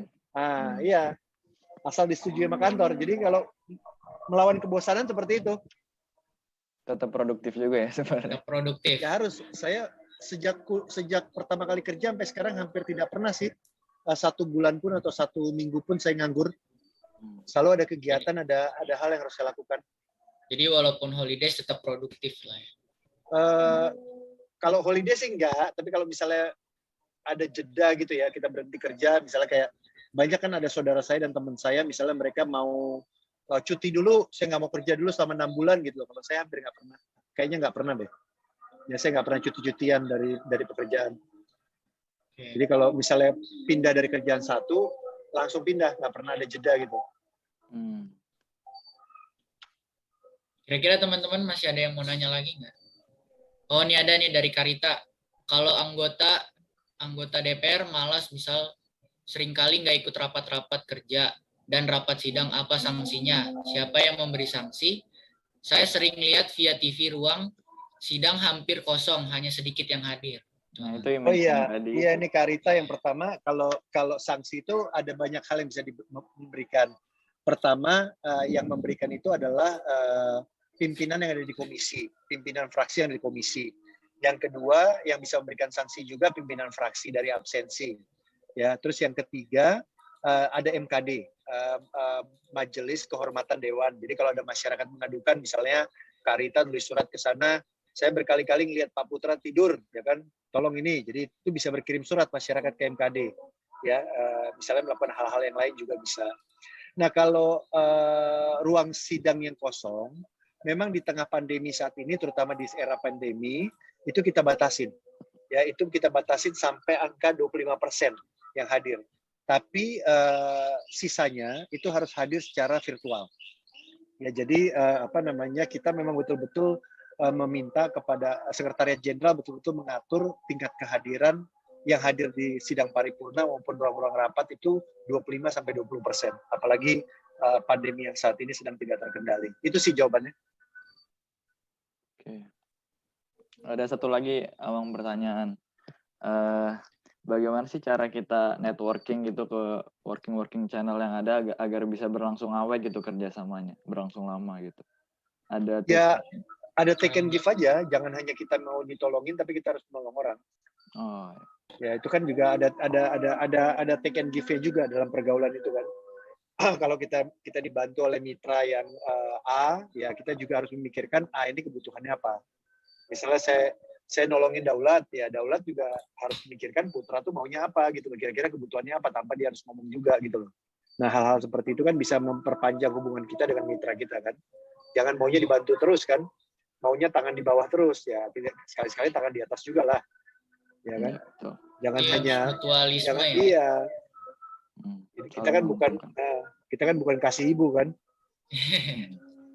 Terima kasih semua, terima kasih semua, terima kasih Amang Putra sudah mau hadir. Kita kiranya selalu dalam perlindungannya. Oke, Tuhan Yesus memberkati. Selamat makan siang. Terima kasih sudah pakai masker, guys. Pamit ya. Ya.